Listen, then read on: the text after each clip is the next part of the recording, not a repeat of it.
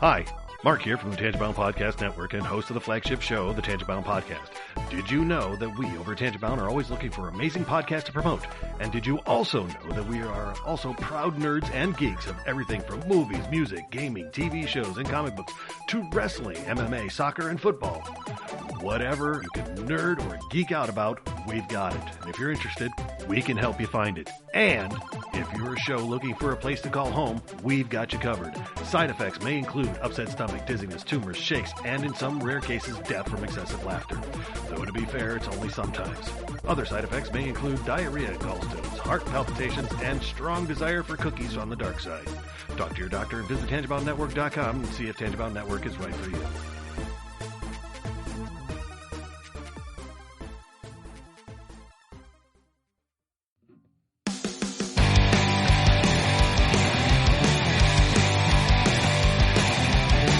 Sucks to the last drop.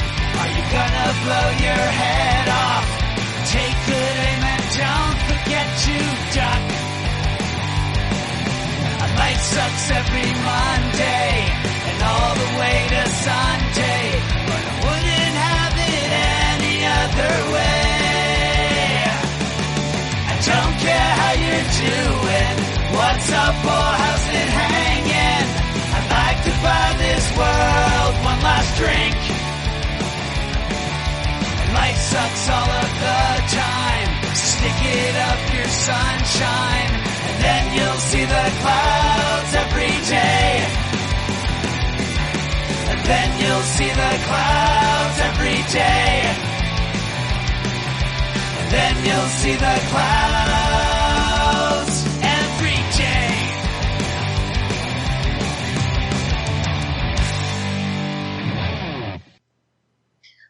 Welcome to the Crazy Life, everybody. My name's Jen. I am your hostess for the evening. And I think, this is 3 weeks in a row?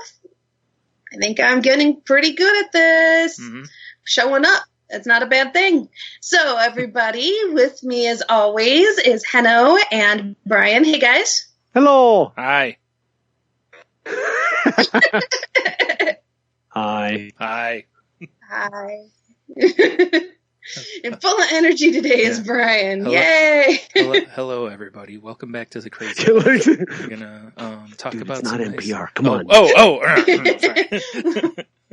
We're not going to do wrong our voice. Yeah, Wrong voice. Sorry. Yeah. All right. I'm back. Well, as you could probably tell from the sound tone of my voice and the energy that I have, Yeah. I am back on all my meds. Woo-hoo! And it is a fabulous, fabulous thing. I just made Really? You're sure that everyone can tell? I'm positive everyone can tell. It's so obvious to me. It's so got to be great. I obvious love to the that. world, right? Sure. Yeah. Isn't that how it works? Sure. It's awesome. This just made me laugh. That was awesome. Mm-hmm. Because it is, and that's how it feels. It really does. When you finally get the right mix and you're feeling really good, you assume, and in a lot of ways, I think correctly, that the world can tell a difference. You know, you feel different, and the world can tell the difference. And if they can't, it doesn't matter. You feel different. I don't know. That's the important part. It does kind of stink, though, if you're like, I'm on top of the world. Woo, look at me. And everybody's just like, doesn't notice a thing. Exactly. Like, but that one, that one time where you're just a little off, the other way, like, geez, what's wrong with you? Well, all right. So talk about bad mental health stereotypes. What, are you off your meds? Yeah, right. Yeah. And then when you're happy, it's like, why are you happy? Like, I'm on my meds. No one ever says, what, are you on your meds? Yeah. Yeah, what of it? That's horrible. Like, yes, I am. Well, for those who haven't been following us, just to kind of bring you up to speed, I have been playing around with my meds, not intentionally, not wanting to necessarily, but have been opting out of one or two of them as needed. financially as well as time-wise, because I've been lazy and not going and getting them refilled like I'm supposed to. Basically being a very, very bad patient. So I am now back in the saddle and riding the high horse, and I'm going to see how far it can take me and all that good jazz. Enough analogies. So how are you guys doing? How's your week been? Exactly. I'm no longer chasing the train. I'm actually riding it. Wow. I was like, boy, I hope she doesn't say dragon, because... No. Okay, good. So I was like, I hope she knows that's a heroin reference. Oh, man. Who's going first? I think, Brian, you should go first, because I think Heno's had a pretty big week. Oh, yeah, sure. Just assume I haven't. Yeah, Brian, get your stuff out of the way real quick. Heno has to talk. I know who he is. Podcast, the Assumption Podcast. Yeah. The Assumptions. Where we make a out of you and... Oh, my. Scandalous. All right, now that I've stepped on toes and tripped over my nose, yeah, what's going on? See who carries this podcast when you decide not to show up next time. Hey, she had a 3-peat. I know. Some unprecedented. That would be a quickie. We should have rotated weeks off, Heno, to get a break. Yeah, you know what? You're right. What am I thinking? I'm out of here. Yeah, right. Me too. No, if I didn't need this much tonight, I'd be out of here. No. Yeah. but. Oh, jeez. Yeah, I told you guys already, but it's just, I went to the doctors to kind of do a follow up on them increasing my antidepressant, and and I also, they have this program there that's for people in my situation to kind of help overall with, like, help you assign, like, health goals and, scheduling appointments and stuff like that. Like, they'll, like, do reminder calls to you about stuff. And so I signed up for that, and I have to go meet with them next week. I really don't want to, but it probably, I'm going to give it a try. If I don't really think it's benefiting me, I can drop it at any time, but it's a kind of program that really, I think it's a great idea, because, it's one of those situations to where, like, you're working with a social worker, a nurse, your mental health care providers, and your doctor all at one package. So it seems like a great idea. And if nothing else, I mean, I'm doing it because I think it's the right thing to do, but I'm also doing it a little bit for the story.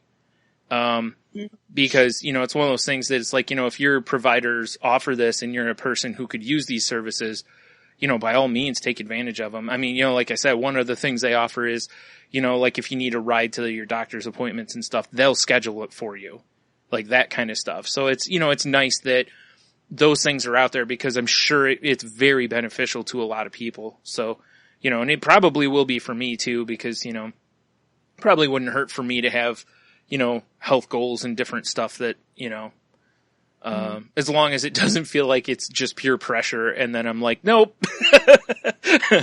done. But yeah, that sounds like a really cool program. Uh-huh. Yeah. They started it a while ago, and the poor woman who's I don't know what her title is, but she's basically the liaison. She's the one who reaches out to patients who qualify. She's not the social worker though, but, she has been she's been calling me for probably 3 months, and I'm so bad about calling back. And, because, they call during the day, which is when I'm sleeping. So that's part of my hold up with entering the program also, is when they're going to want to call, I'm going to be sleeping. And I'm not going to be able to call them back, so I don't know how this is going to work. So when I go in to meet with them, I'm going to be like, find out if I can email or something, to where when I am up, I could respond to where maybe we could have correspondence that way instead of phone calls all the time. But, we'll see how that works out. But, it was whatever. I had to see a new doctor. It was interesting, though. I didn't really have a bunch of anxiety going in. other than in the waiting room, like everybody had the plague and I just wanted out of there. But that's pretty typical normal right. anxiety. Yeah, exactly. I think if I didn't have social anxiety, I would be sitting there going, I don't want to be in here because I don't want to get sick, you know, right. Cause you know, these were like, this wasn't just like a little cold season. This was like, you could look around and go, okay, they have the flu, you know, like right. that one's arms hanging off because of the flu. Yeah, it was like, I told you guys, I in one of the Twitter groups I'm in, I was live tweeting it as though I was Rick Grimes going through The Walking Dead. So, cause that's what it felt like. Nice. Yeah. But, you know, that's pretty much been it. Other than over the weekend, I had another one of those really awful migraines. And I think it's the weather that's really triggering me with these things. Because our weather has really been all over the place. You know, yesterday it was 60 and rainy. Here today it's like 35. Tomorrow it's only going to be like 24. You know, we're getting snow, you know, it was 60 yesterday and rainy. Today we have snow. You know, it was, but you know, Welcome to Michigan. Exactly. That's what Michigan gets. Well, you know, that's not out of the norm for us necessarily, but it was still, you know, it wrecks me with my sinuses. And then I don't know if there's anything related to the migraines or not, but they seem to be around the same time. That as this weather's been really goofy, my migraines have been bad. So, you know, I'm really I'd like to see the weather just even out for a little bit. I don't care if it's cold or warm. I would just like to see it even out for a little bit so I can have some relief. Yeah, I was trying to think. I think that's, well, what was your win for the week? Probably the stuff at the doctor's office that I agreed to enroll in that program and really not having anxiety going into a doctor I'd never seen before. You know, that's awesome. Now in fairness, I knew it was basically just a follow-up.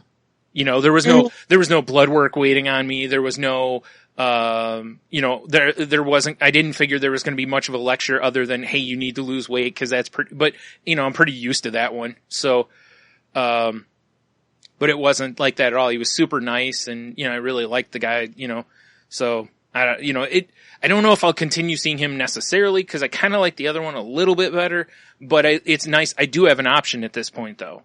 You know, it is nice to maybe if one's busy or has a long wait, I can try to see if the other one is available. So, yeah. But yeah. Awesome. Yeah. And no qualifiers on the win. The win is the win. Right. Well, I'm only pointing that out because it is the truth though. You know, normally when you're going into the doctor's office, it's not just for a follow-up. So that's usually why my anxiety gets up is like when I have blood work, I'm really scared that it's going to be something bad or that I'm going to have issues with like, you know, the stuff in my kidneys like I did before, you know, like I'm worried about that. So whereas this time I was going in and be like, hey, everything's okay. I expected him to go, all right, see you later. And that's pretty much what happened, you know? True. So. But in the past, even if it was just a regular visit, you would still have a lot of anxiety. Yeah. So don't discount yourself. Yeah. Don't qualify it. It's a win. Mm. How about you, Mr. Heno? How's your week been? So the weekend was awesome in California. I'm just so happy that I was able to be on here and kind of set my what's the word that I'm looking for? Kind of my commitment to myself or to how I wanted to, you know, my aspiration or whatever it is, because I really was able to just have an open mind and sitting down with my sister was awesome. And she eventually expressed one of her concerns. And it was great to just say, you know, I don't think that's the case, but hey, let's go find out. And it was really great. And she dropped me off and I spent about 3 hours with my dad one-on-one going through this collection of, you know, some of it just being a straight collection but most of it being art. I mean, Wonderful. Just somebody's lifetime of work and creativity. And it was just eye-opening. And there was this one point where there was something that was just flat out, this is custom artwork. This is my dad's art. This is something that's going to be sitting in my house on a bookshelf, and could be in a museum somewhere, the right place. And that's where I finally was like, yeah, we're not getting rid of anything. Yeah. Now, real quick, are you talking like the actual artwork, or like you had told me about stamps? I think that you said he had done. So this is just a great example of so I'm going through where, these UN stamps are commissioned by famous artists all around the world. Right. And so they're just beautiful. I mean, they are just going through them. I was like, wow, these are gorgeous, and they're brand new and they have value. Okay. And that's one thing that was just, that's a collection, right? And then there was something else that was like, this is a collection. It's a lifetime of, as soon as he had a job, he started collecting the brand new stamps, plus then having a full set that was also used. And a lot of work goes into this. A lot of the used stuff he'll have the collection companies have these sheets, and then you fill out the sheet, and all the sheets are can be done differently. It's how you choose to put it together. Right. So, the collection does have a certain amount of customization, however, by choice, so that the binder ends up being, this is how I organize this. However, the stamps themselves or the envelopes or whatever they are, they're in a book somewhere with a value, and that's that. What finally got me, except there were some historical things that were really remarkable. Like one is it was a book of nothing but stamps that were issued by the Allied countries while they occupied Europe. Wow. So all the stamps are identical, but they've all been issued by different countries depending on what region they were in. Oh, wow. So the Americans had the set of stamps that they issued in Germany. They had the exact same set of stamps, but now these were issued in Italy or wherever else. It's 100% complete. And my dad had a little description and a map before each section, and it was highlighted to show who issued these stamps and where they were issued and where in the war this was. I mean, it's almost a history book in and of itself. That is really doing some work on a collection. Jeez. That's not just throwing some baseball cards in a box. Yeah. No, it wasn't. Yeah. And even cause like most of the new stamps, you could look at it no different than somebody that's put, baseball cards into sheets in a collective, right? That's all it is. But this was different. And then we got into the Estonian stuff, and everything that was Estonian was custom. So like he had one that was scouting in exile. So during the period of Soviet occupation, my dad got something from every single jamboree, Boy Scout jamboree, that was ever done in the world. Wow. In a collection. And sometimes it was a postcard from somebody that he knew that went there. But there was a stamp on that had something to do with it. There were things that he had ordered or stuff that he had just acquired somehow from somebody. And like, this needs to be like, I was thinking about today. I'm like, I'm going to contact the scoutmaster for Estonian scouting in Estonia and find out if they have a library that this could go into. Yeah. Wow. Cause they would have none of this. Right. Because this was in exile. Right. Right. Oh. So all the Estonian stuff was like this. And then finally I got to this little book. And I opened it up, and there was a table of contents, and the table of contents was all of the California missions. And I flip over to the first page. This was in 1969, the year I was born, and there would be an envelope that would have my dad's sketch of the mission. Then there would be the bicentennial stamp, and it was, postmarked from wherever, San Diego or blah, blah, blah. And there was like 2 for each mission. And he did most of it in 69, but he completed it in the early 2000s. And he still had those stamps, and they were canceled, and they were his sketches. So in 1969, he traveled all throughout California and sketched these missions. He went to them and did sketches of them all. Awesome. But they didn't necessarily all get a stamp and a cancellation on it and this and that. And this was what really turned everything for me. You know, this was the thing I'm like, I want this in my house forever. Yeah, sure. This is my dad's art. This is what he does. Yep. And so there was at one point where I think the gravity of it really hit him and he started to tear up. And I just, you know, we were flirting, and I'm going to use this term lightly because we were flirting with crazy here. Hoarding, you know what I mean? Like there's the fine line. And at one point I said, you know, I can tell he was kind of looking at me because there were times where I would pull out boxes and I'm just like, there's more. I just kept pulling out more and more and more stamps. Boxes of my grandfather's stamps. This stuff this was like Nazi stuff too, which was crazy. Wow. Stamps with swastikas on them. It was history, right? It was awesome. Wow. But I just kept pulling more and more and more and more of it out. And I could tell my dad had this look of concern. And I said, no, I understand. I have an album that I have bought that was released or it was an album and then it was released with alternate covers. I have both of those. Plus there were singles released with different covers. It's the same single, but maybe the beat, you know, the other songs on it are different. I own all of them. Yeah. I had to own all of them. I did draw the line on the vinyl. I didn't buy the vinyl. So I'm explaining this to my dad and he looks at me and goes, okay, so you do understand. Yeah. And I said, yes, I do. And that was like, you know, he started to tear up because it was like he got to finally see that his children know what this means and appreciate it while he's alive. That's awesome.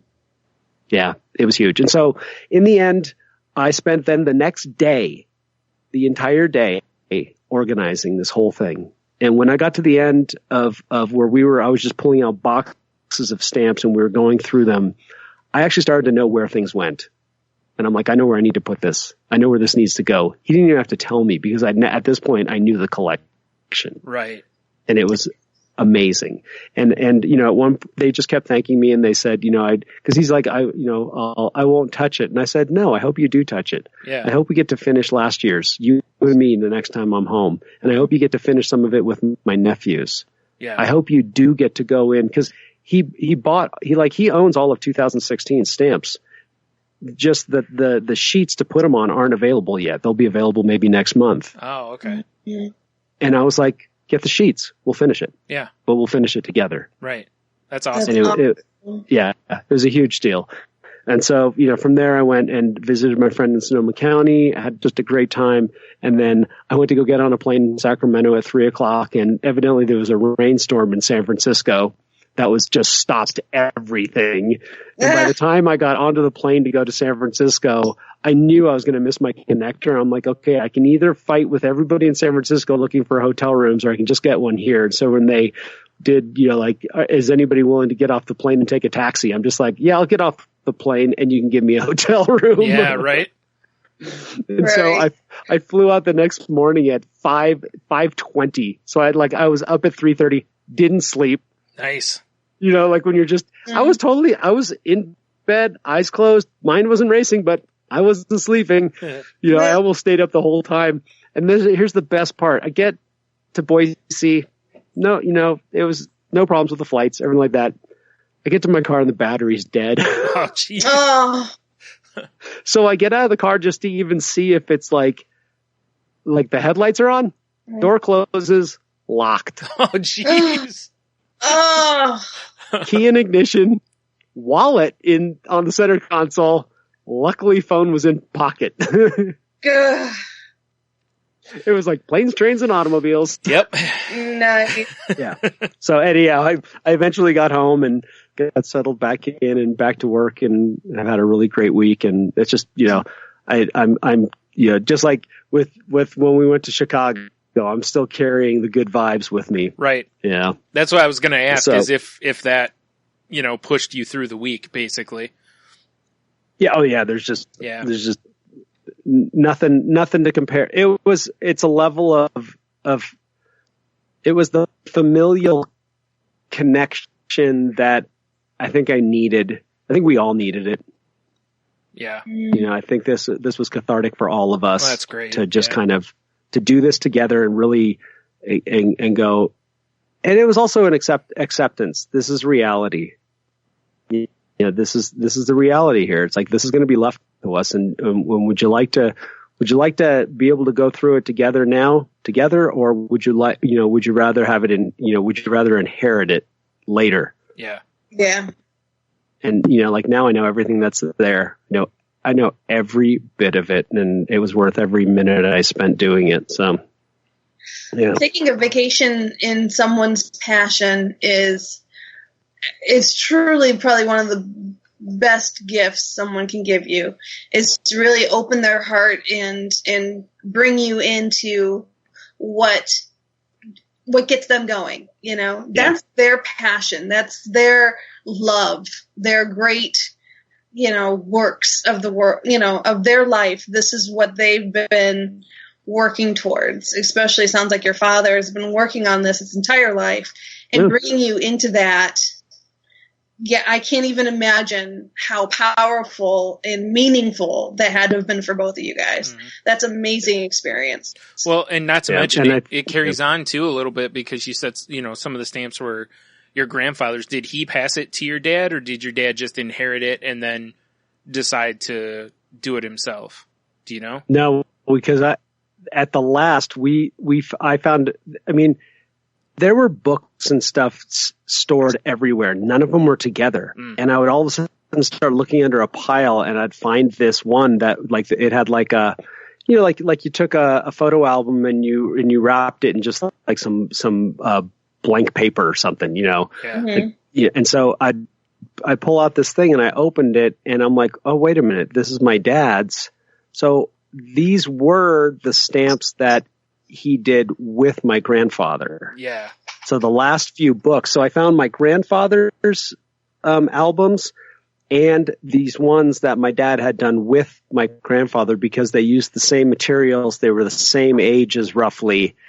And I could tell that this was, you know, this is where he started when he was young. Like probably a teenager. Wow, that's really cool. There were literally shoe boxes full of loose stamps that were my grandfather's, and these were all used stamps. And so this was where my dad started. My dad didn't get back to it on his own until, like I said, when he started buying them. You know, when he finally had a job, and it was sometime in the 60s. Okay. So he actually has every single U.S. stamp for every year from like 1965 till now. Wow. And yeah, it was amazing. And one of the things I got to take home is a pile of forever stamps. Nice. Because if he had to just use 2 off of a sheet, the rest of the sheet would then go into a shoebox. Oh, okay. And my mom would use them for mailing stuff. Sure, yeah. Well, there were so many of them. I just kept pulling them out. And I mean, I'm like counting, you know, you're looking at the back of them. It's like, this is $7. This is $3. This is, Yeah. you know, it's like the number, there were, you know, there could be hundreds of dollars worth of just face value stamps in a box. Right. And, you know, it started to make me go, okay, what's this whole collection worth? Yeah. It's huge. So yeah, it was really neat. Wow. So I had all that, and yeah, it was truly special. Yeah, just truly special. That's really cool. Yeah. And my win for the week is something that I really wanted to talk about tonight. Go for it. What's your win for the week? So I'm going to try to keep this simple, just for the sake of, you know, this is about another person. Okay. And it was someone that I was definitely I considered making a friendship, having a friendship happen. And, you know, that maybe would have led to more, but I considered it a friendship. And, this person actually struggles with some serious physical issues, you know, to the point where you sometimes question whether I should be alive, kind of stuff. You know, really heartbreaking. And I have been on the other end of some serious rants via text message. And I've always been like appreciative that somebody would feel, you know, there'd be this apology afterwards and say, no, please don't. I'm here for you. I hurt, you know, There's nothing I can do. Right. Except listen. Mm-hmm.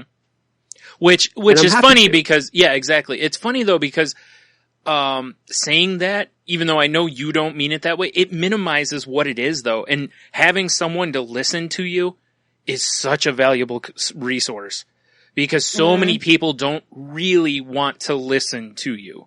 You know, like most people want to have casual conversation or a lighthearted, they don't want to have someone just dump on them.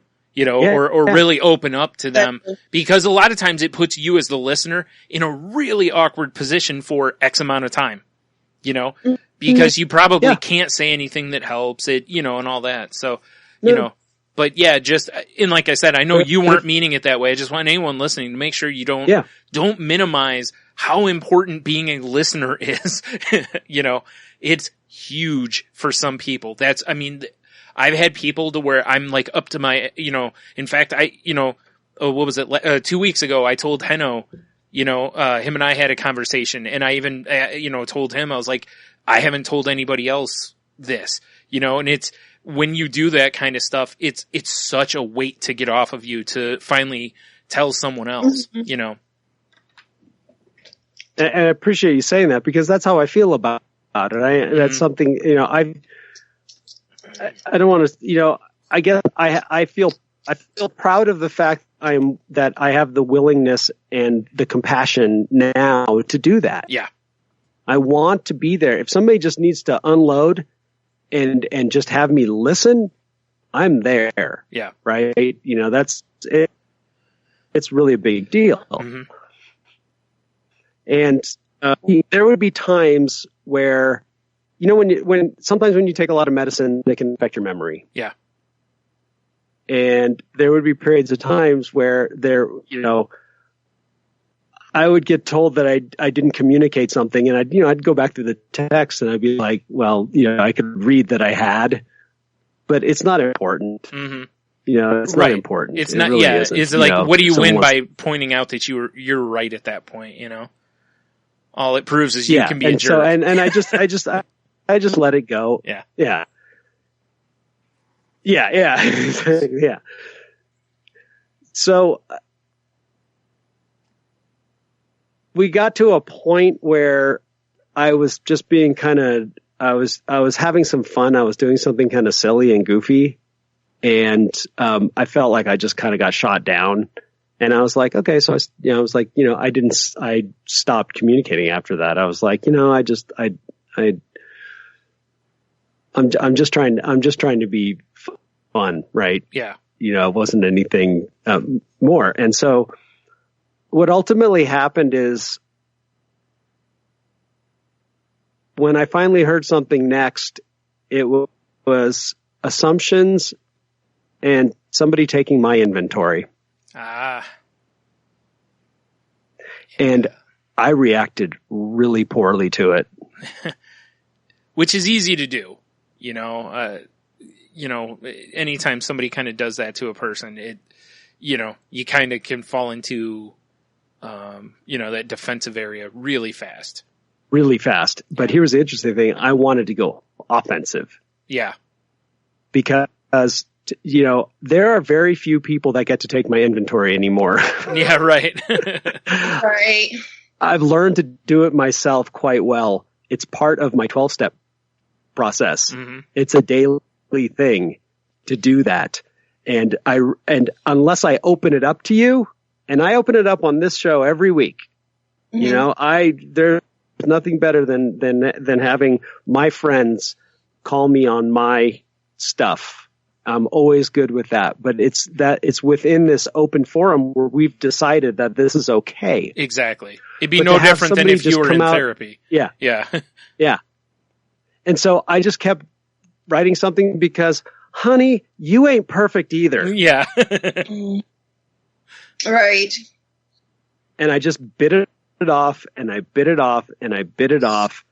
And the last thing I just tried to be kind of, what's the word? Magnanimous, or God, I can't even pronounce it. Too many syllables. I just tried to be kind and just say, hey, look, we obviously are seeing things from a different angle, and you know, all the best.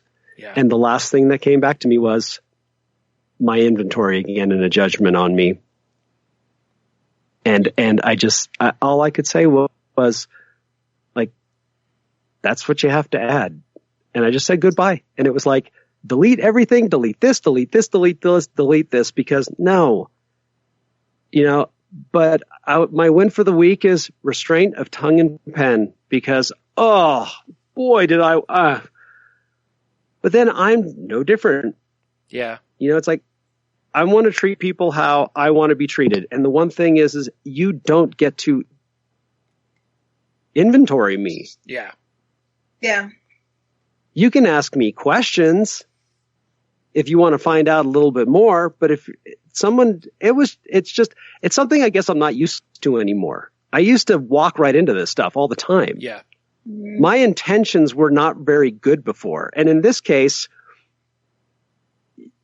I feel, I can see where I could do things differently.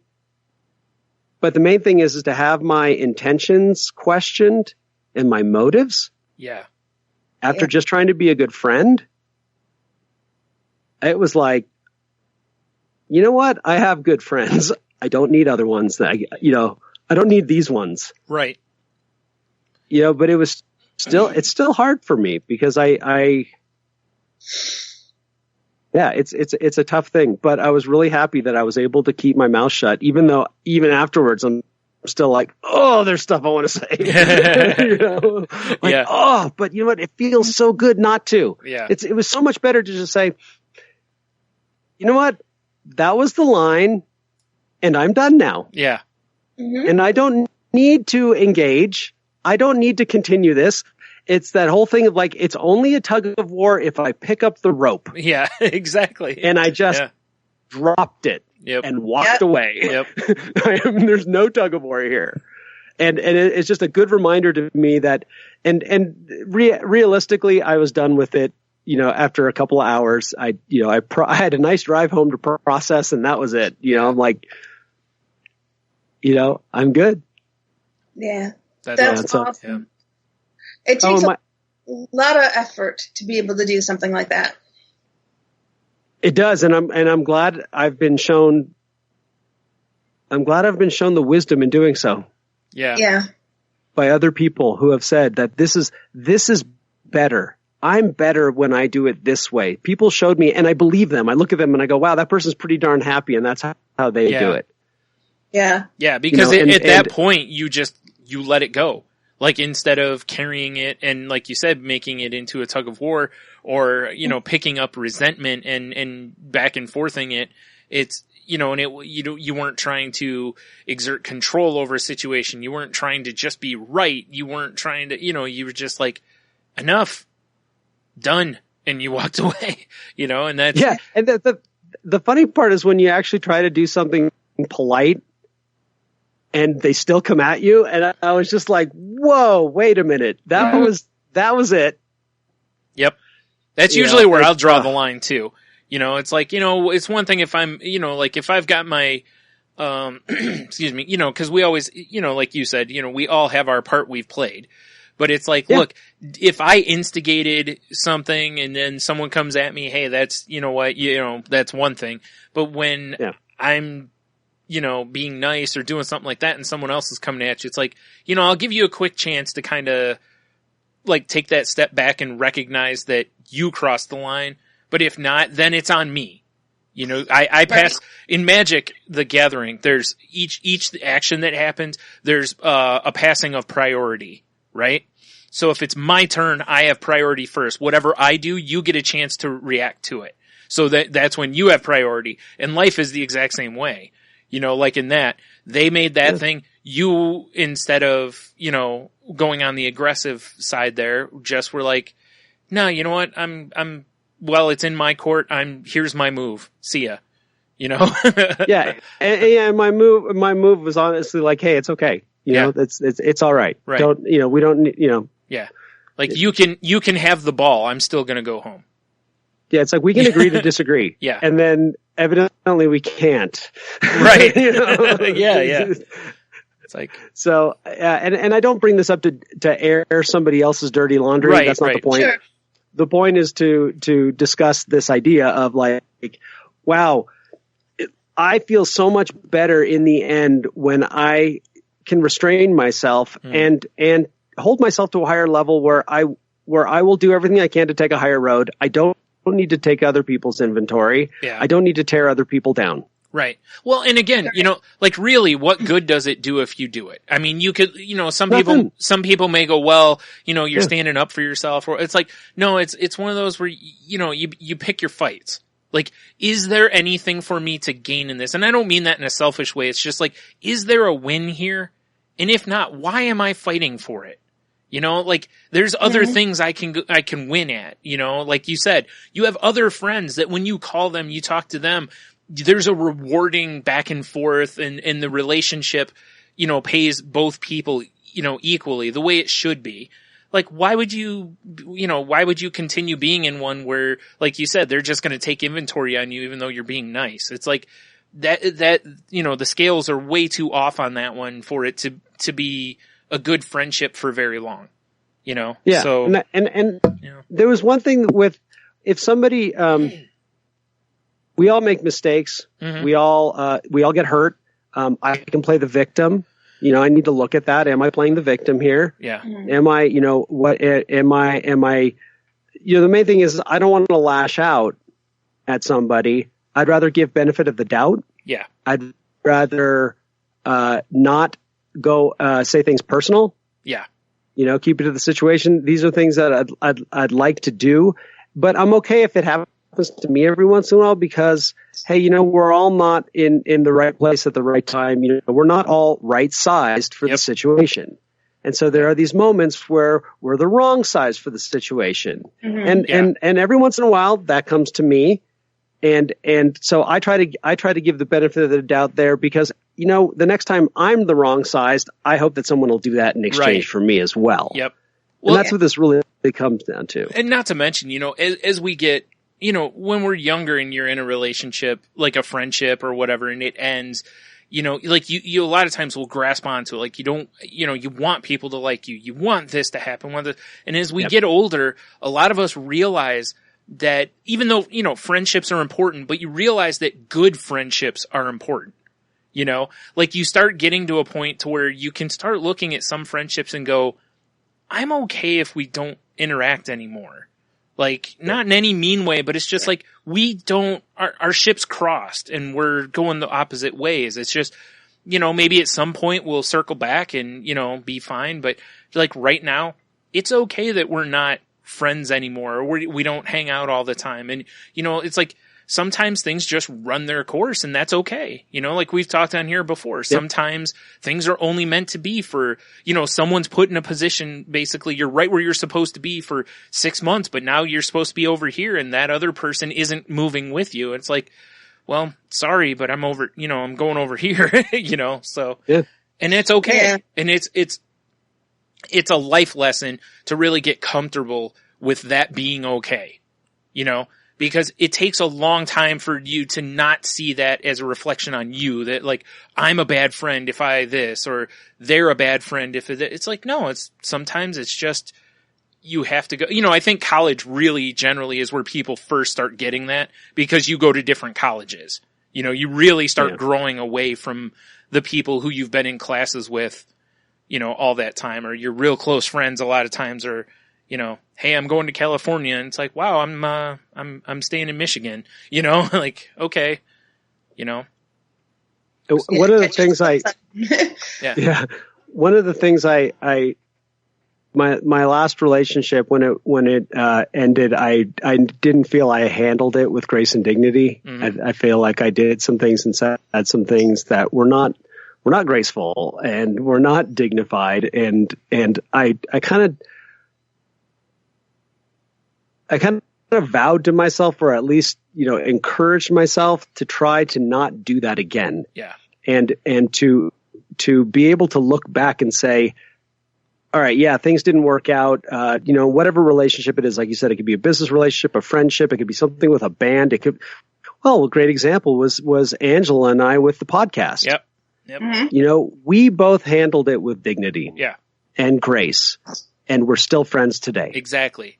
And that's where I want to do that. And this week was a reminder for me of how important that is, that I can just move on and I don't have to feel bad. I have to second guess myself and I don't have to feel like I was mean or later regret something. Yes. And that's the one thing that I've learned from this concept of restraint and tongue and pen is just that I'm better off in the long run when I can just shut it.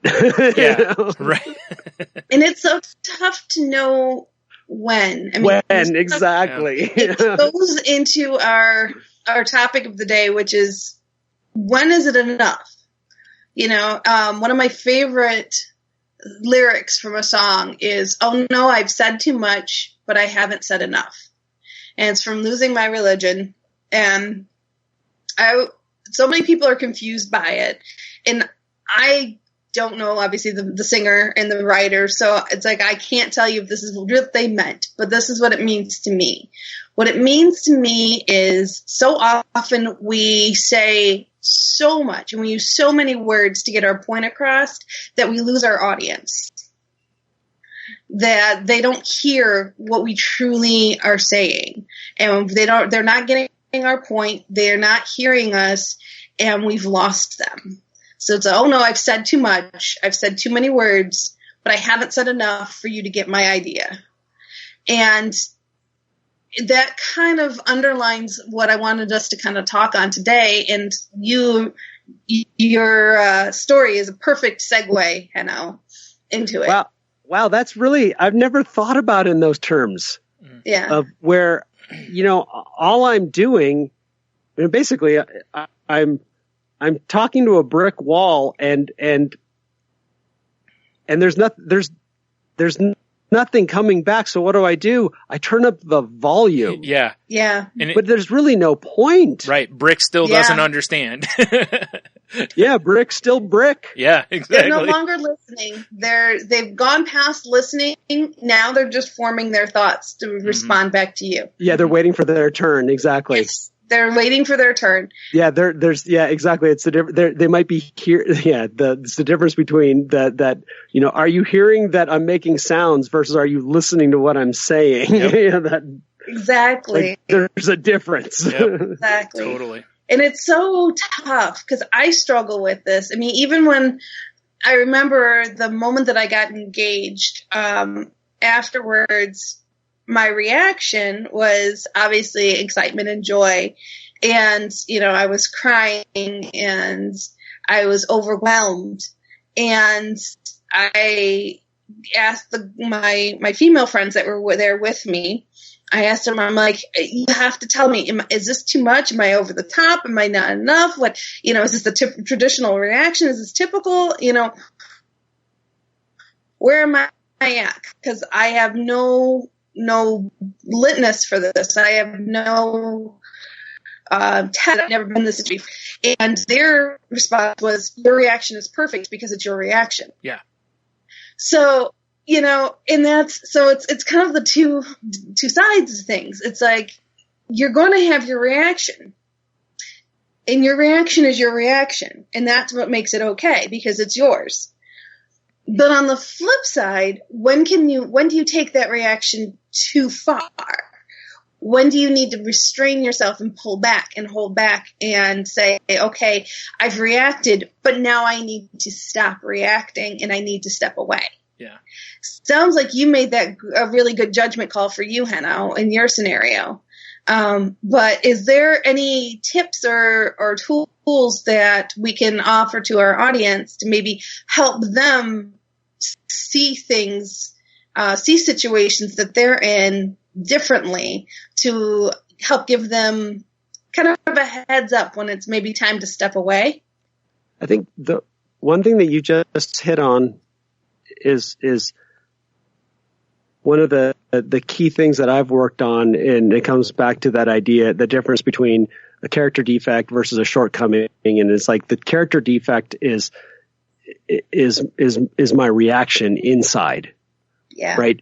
So I would love it if when somebody said something a certain way, or when they, I would love it if somebody basically called into question my credibility, and I could just take it like a compliment, right? Yeah. But I can't. Yeah. I get, do you know who I am and what I've done for you? Yeah. Yes. And I'm the same Ego way. does that. Yeah. I am right? exact same way. Yep. Right? So that's that part where you're talking about, like, that's my reaction. Mm-hmm. It's one of my character defects. I would love to have it removed, but guess what? It's a human thing. Yeah. It's that reaction also is a asset of mine in a different situation. I can, Yes. yeah, Right? because That- like if someone asks me to do something, I'll do things for people and not ask for a thing in return. But the first time that they like take my inventory, then it comes like, do you realize how good I've been to you? Yeah, right? It's almost like And- I'm not and- asking you for anything, but what you've given me is ammunition just in case down the road. That's what the trade-off has been. Yeah. And Terrible. that ability to defend myself, like I said, is an asset in Yeah. a certain situation. But in this case, it tends to be a liability because what it does is my shortcoming is when I open my mouth. Right. And that's where I think for me is that realization that there are certain feelings I'm going to have in any situation, and that is normal. I'm going to be hurt when certain people say or do certain things to me. I'm going to mourn when I lose a loved one, or find out whatever it is. There are honest to goodness feelings on the inside that are normal, but that doesn't mean I need to outwardly display it, I guess, immediately. Right. Well, and it's one of the hardest things to do is, like we've joked on here, and how for years I've told people, I have a Rolodex in my head.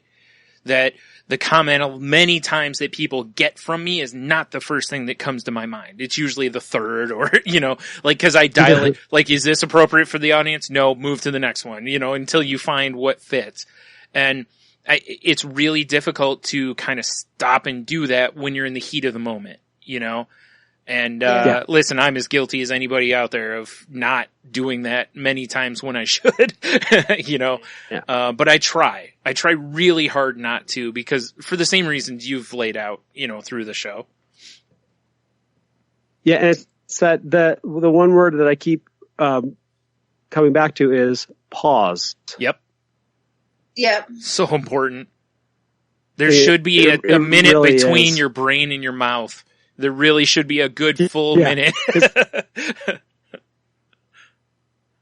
Because I do, when I don't pause, I tend to enter into, it's like and I've said this before, I enter into a fist fight with one hand tied behind my back.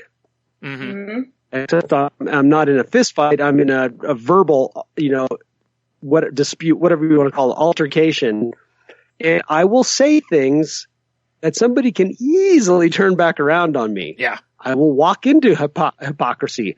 I will remind them of a time when I did the exact same thing. Yep, exactly. Because I reacted instead of acted. Mm-hmm. And if I can pause, so that's how I looked at this week. I went, okay, I didn't react.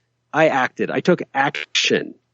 That's and the first, awesome tip. right? Yeah. So because I wrote something down and deleted it, wrote something down, deleted it, wrote something down, deleted it, a whole bunch of times, it gave me time for perspective to seep in somehow by a miracle. Yeah. And say, you know what? All you have to do is say, thank you, but no thank you. Right. All I have to say is, all the best. Yeah. That's all I have to say. I don't have to say anything else. So now everyone listening knows if Henno ever says all the best, it's his way of saying bless it's my way. bless your heart. Exactly. No. It's how they used to do it in the Senate, where they would, the more you called your colleague distinguished and most excellent and blah, blah, blah, it was the more you were insulting them. Yep. Exactly. Well, I think it goes back to something that we've all heard in various forms throughout our life. Before you speak, ask yourself, is it kind? Is it true? Is it necessary? And does it improve upon the silence? Ooh, that's a great one to add. That is Yes. too. And I know I got to add that one because my 3 were that, is it kind? Is it helpful? Or is it necessary? Yeah. And the other one is, does it need to be said? Does it need to be said by me? And does it need to be said by me right now? Yep. Yes. That was But the one I I will was now thinking add- of. Yep. No silence. Does it improve upon the silence? Yeah. And just before we go too far away from it, it was said by Shirdi Sai Baba. So I'm taking that's an Indian I'm with a thinking dot. It's Maybe. probably an Indian person, Mm, but I wanted to make sure I gave them credit for that one. right. Does it improve upon the silence? And that's amazing. a hard one. Do you know how many times if we actually asked ourselves that question and analyzed it, how much silence there would be? True.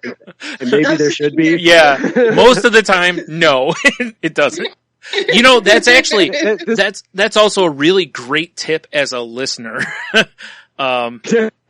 You know, because like not so much that you have to be silent as a listener, but when someone's talking, you kind of, you know, you just pretty much sit there and because if they want a listener, they're really not looking for interjection of opinions, you know? So again, if it's like, oh, I'm going to say this, and it's like, does it improve upon like a head nod instead, basically? And it's like, no, it really doesn't. Like, just shake your head, you know, like, all right, it's, that's a great point though. Yeah. I just, you know, and I think we've kind of come up with some pretty good tips for ourselves as well as for others. But it's a difficult line. And I think it's a line that we all have to cross. Well, and every situation is going to be different. Well, what I found is the hardest things for me to fight with, like depression and stuff have been the things that truly affect the ego. Yes. You know, like the things that bruise your ego are really hard to just take it, you know, to not fight it, to not swing with everything you have. And I'm not saying you should every time, obviously, again, pick your fights, but there are a lot of things like this, you know, if someone's just, you know, dressing you down, sometimes it's appropriate to, you know, fire back. But there's a lot of times to where they could do that and you could just be like, yeah, you can keep doing this yelling thing. I'm walking away. You know, it's like, there's no point. Again, it's like, it'd be 2 brick walls yelling at each other at that point. You know, you're not going to make a change. Nobody's really listening. It's not beneficial to either person. And in the end, you don't even really feel better about it. You know, yelling at somebody will feel better for about 2 minutes. And then a lot of times guilt, things, and then you start going through the conversation again in your head. Should I have said this? Maybe that was too far, you know, and it's like, and then you're beating yourself up over it after it. And it's just not worth it. There's so many times in life, it's just not worth it to walk through those fires, you know? And if you do have to turn around and walk through that fire in the end, I think you're in a better position and you will feel better if you've checked off those first several little points. Yeah. And that's how I kind of feel is I'm going to start by trying to check off these reminders to myself of what I don't need to do. Because not doing something is an action. Yeah. And I think people forget that. Right. Is doing nothing is an action. Yes. It's making a choice.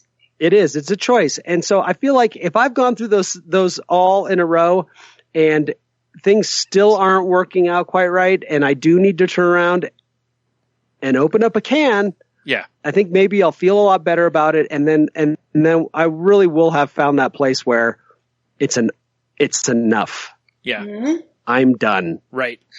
And there's the other side to it too, folks, that sometimes you do need to stand up and you do need to unload and you do need to give your full arsenal at somebody or at a situation. Right. Because just like you can feel bad for and criticize yourself and really struggle with going too far in some circumstances you can struggle with not going far enough. Yeah.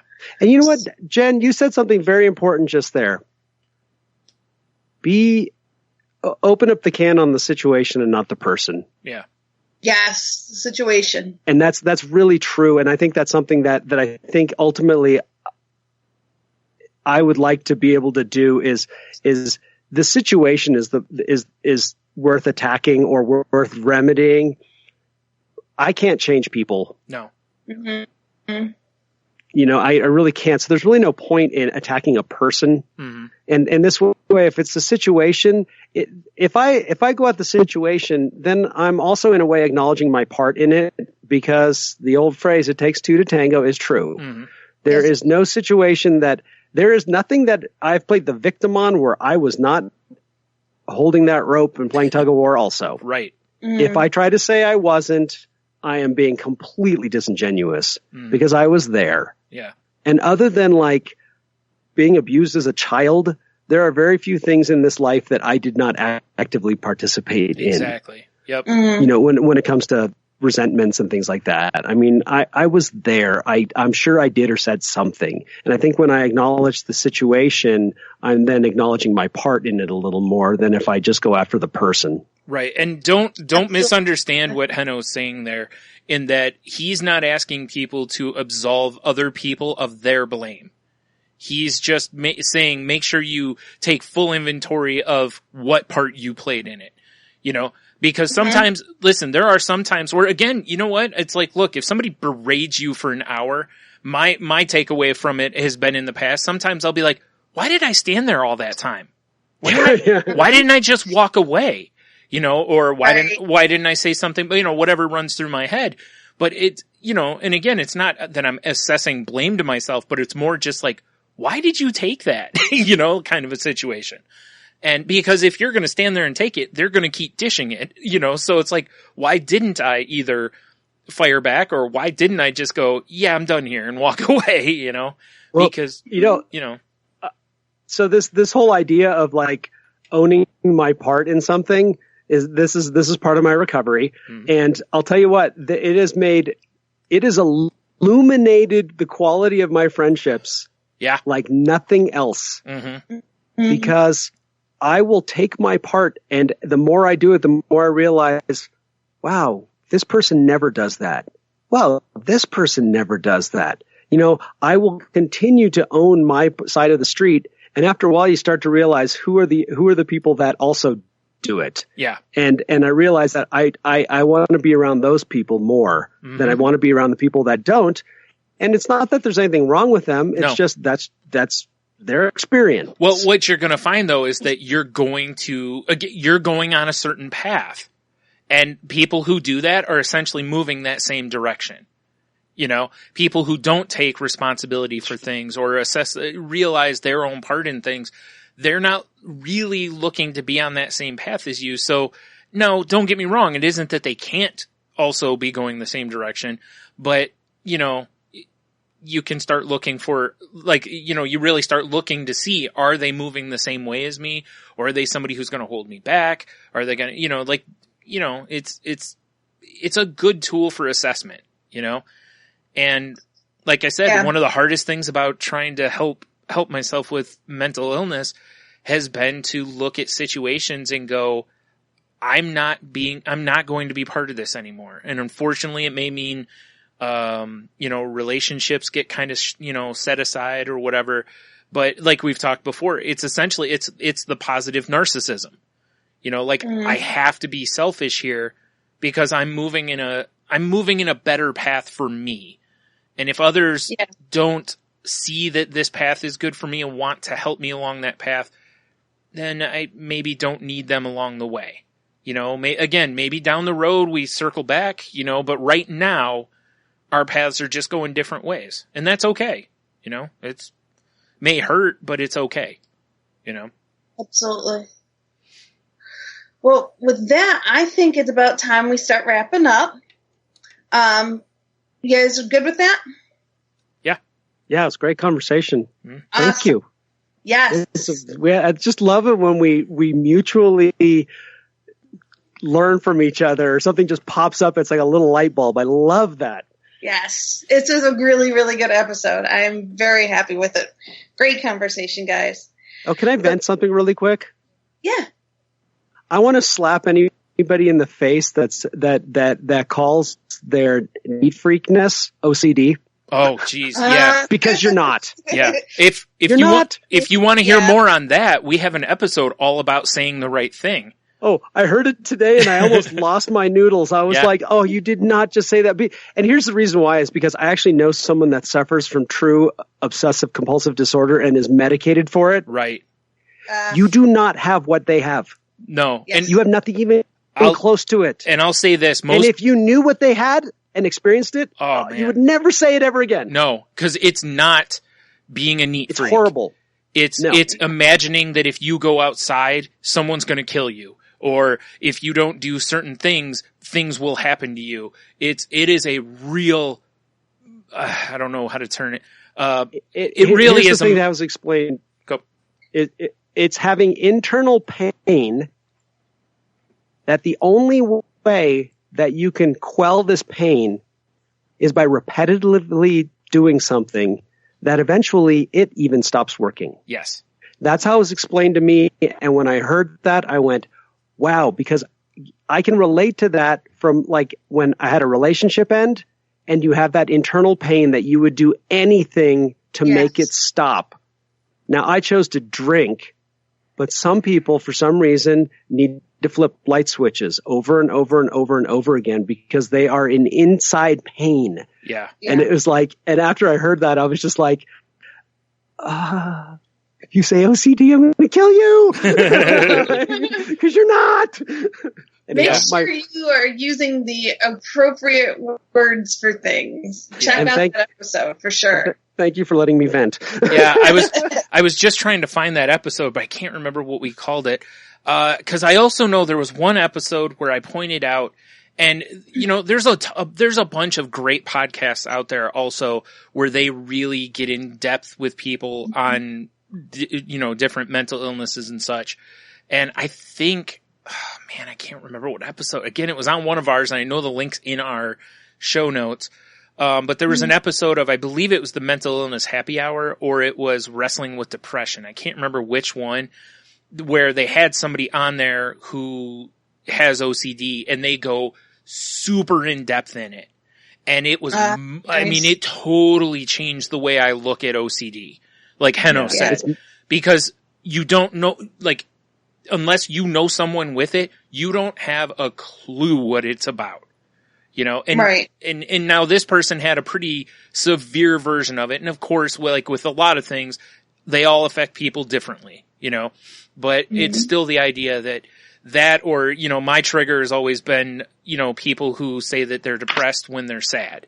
And there's a big difference. Or like I posted a picture or a story from the Mighty that was, about people who basically you don't want to be here anymore, but you're not, or you're suicidal, but you're not going to hurt yourself.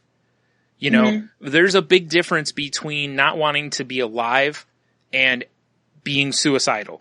Even though semantically they seem like the exact same thing, from what I've gathered from my therapist, there's a difference. Like when you talk about one, their ears perk up like, well, we need to do something. When you talk about the other, they go, okay, we just need to talk through this. Like one is, okay, we should talk about it. The other is more like, maybe we should admit you to the hospital, you know, so you don't harm yourself or potentially others. I found it. Crazy Life number 20 word choices. Okay. That's what it was. And what's amazing is article from the show, it was cultnoise.com/why it concerns me when you say you're a little bit OCD. Oh, yeah. That's a great article. That is a great article. Again, that'll really open your mind even if you don't go back and listen to the episode, go grab, actually, Henno, can you send me that link? Or never mind, I'll pull it up. But I'll put that link in the episode for this one too, so that people can have a look at it, because it is a tremendous article about insight to OCD. And just like anything, you know, like if you have a friend who has depression or bipolar or whatever, don't go by the stupid assumptions and things that people have said over the years. Look it up. There's so much good information on these things now. You know, take the time and look it up, because you'll be a better friend if you do, because you'll understand a little bit better at least. Yes. And ultimately, when push comes to shove, nothing beats asking. Yeah. Yeah. Oh, God, that was exactly what started my whole thing with this that I brought up. Is this thing is why not ask me a question rather than make an assumption? Yep. Yeah. And ask us. I mean, I don't know. I think it's worth asking over and over again. Mm-hmm. Yeah. Just keep, ask the questions, and and that's the best way to learn. Just keep asking. Right. So, with that, I think it's about time. Well, actually, hold on. Before you do that, let me go through. I got something here that I want to. Okay. I want to bring up, which is there's a group on Twitter that's their handle is @fringe_con, and they do like Twitter contests where they throw out a theme, everybody submits tweets, and they give like those 5-star trophies based on it. But they are actually doing they're doing a fundraiser right now for the Trevor Project. And the Trevor Project, I'm going to read from their Wikipedia. It says the Trevor Project is an American nonprofit organization founded in 1998, focused on suicide prevention efforts among lesbian, gay, bisexual, transgender, and questioning and other queer youth. Through a toll-free telephone number, it operates the Trevor Lifeline, a confidential service that offers trained counselors. The stated goal of the project is to provide guidance and vital resources to parents and educators in hopes to foster safe, accepting, and inclusive environments for all youth at home and at school. They really fight against like bullying of those different groups and just in general. And it's a really great group. And anyway, what they have is, and we'll have the link in the show notes too, or we can post it on the Twitter or the Facebook page. It's fringeforall.wixsite.com/Trevor Project. But they basically have a bunch of things that you can donate. And you can get things like, there's a bunch of people from Twitter who've done things like they'll read one of your tweets, or they'll give you 5-star for a while, or put you in their header, or, then there's some of the podcasts, like we've offered to do tweet reads on our show, for, I believe it's a $30 donation. And, all we ask for this show is, nothing blue, because, we family friendly program and all. But my other podcast, Salty Language, is doing the same thing. There's like Beyond the 140, which is a show of, by a friend of mine, Dell. He's got t-shirts available where if you donate $20, you get a BT 140 t-shirt. The Obscure Gentlemen are basically done that, or, they have a donation thing where Aaron will draw an avatar for you. There's a lot of really fun and kind of good things on. Like you can pick show topics for some of these podcasts and stuff. But anyway, and then they also have, tier levels to where if they hit $1,000, a guy by the name of @TheJohn on Twitter will shave off his it says on here, says on here, and I totally agree. He will shave off his luxurious beard. And he does. He's got quite the robust beard. And then if they hit, I believe, I can't remember, $1,250. If they hit $1,250 by the end of the fundraiser, which I believe is the 19th of this month of February. Three other guys, Direbeard, who's one of the guys running it, Obscure Gent, which is James from the Obscure Gentleman, and, @Coke Truck 76. Those three will shave their beards off. Wow. Yeah, so, we're all hoping that it hits at least that much money. Laying it on the line. Yep. But anyway, so if you have the extra money, and you want to throw it, but you don't have to donate 10 or 20 or whatever dollars. You can donate whatever you'd like to donate, I believe, through the site.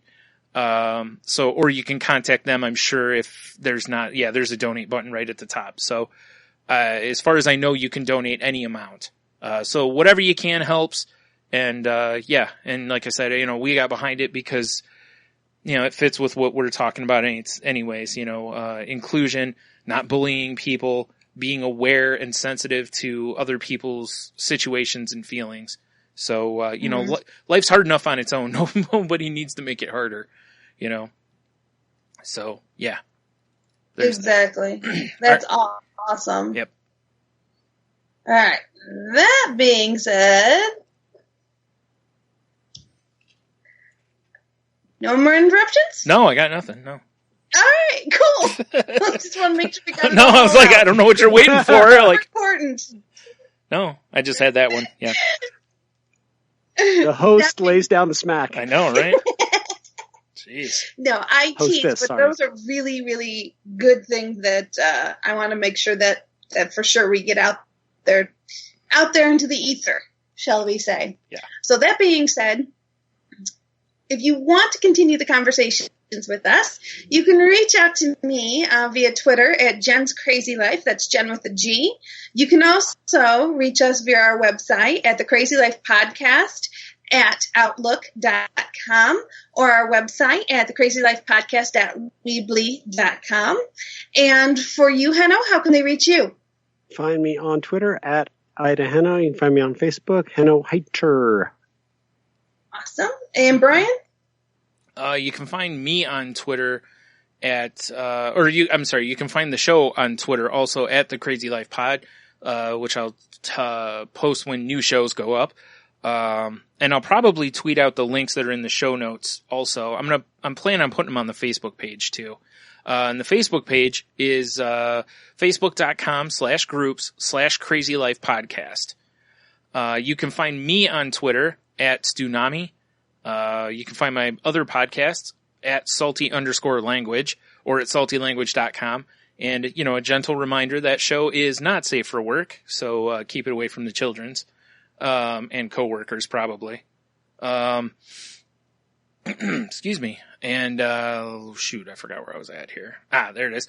We're part of the Tangent Bound Network, which can be found at tangentboundnetwork.com. Jeez, I'm a mess.